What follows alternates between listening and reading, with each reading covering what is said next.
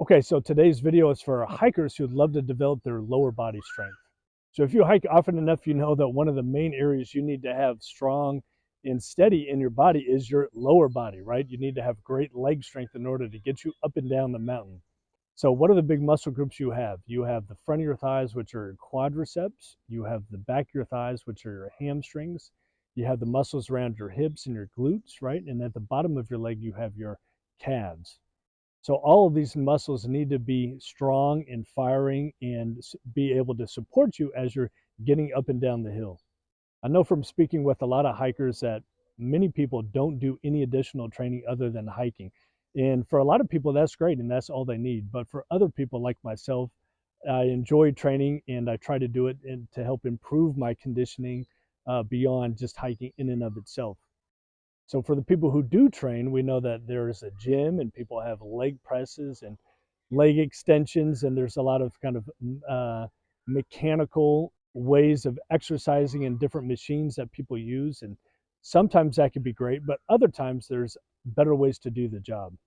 So today I'd love to share with you one of my favorite lower body exercises that doesn't require any other equipment. If you get good at it, you can add or provide additional load by using a dumbbell, a kettlebell, or any type of added weight that you may have at home within your gym. And the only thing that it does require is an elevated bench. All right, so this exercise is called a Bulgarian split squat.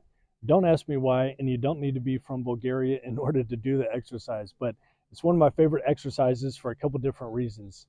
It really isolates and focuses on developing the strength and the muscles of your quads and your glutes, which we know are really important to helping you hike.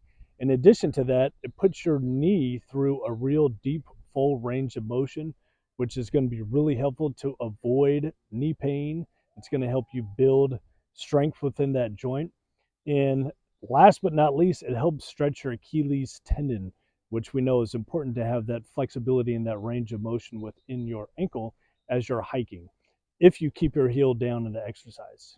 Okay, so with your split squat, all you need is that elevated bench or some kind of seat behind you. So it requires a little bit of balance. If you have an issue with that, you can use a broom or some other device that's going to give you a little bit of support.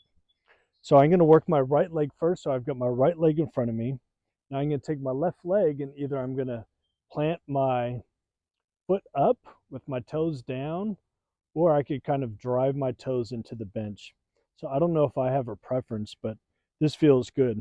So now I'm going to take a bigger step forward. And notice I'm going to keep my right heel down. And all I'm going to do now is a lunge or squat. And as I'm doing that, my left arm is coming forward as my right knee is bent. Coming back up. So I'm dropping down. Notice I'm keeping my heel down. My knee is traveling forward as far as it can go. And then I come back up. Sometimes it can be helpful if you keep your eyes on a target, because that's going to provide you with a little bit more balance or stability. And you just want to have this nice fluid squat. Try to have a good range of motion. Go as deep as you can. You're going to feel a bit of a stretch on that rear leg, and that's okay. You could do about 5 to 10 per side. And if this is easy, you could change your speed and go slower or go a lot faster, or you just add additional weight. Okay, so now switching legs, right? I've got my right foot back, left foot forward. The further you go out, I've noticed it kind of works my legs in a little bit more productive manner. So again, catch your balance. And for me, I'm going to keep my toes down. And again, you want to try to get a nice little rhythm with your arms. And keep your heel down as you squat. You're going to get a stretch on that rear leg, which feels nice. Good rhythm. Remember to breathe. Keep your heel down. Try to do about 5 to 10 repetitions. So that's your Bulgarian split squat. Okay, so that's one of my favorite exercises for developing lower body strength, which I think is going to be really helpful to you when you're out hiking.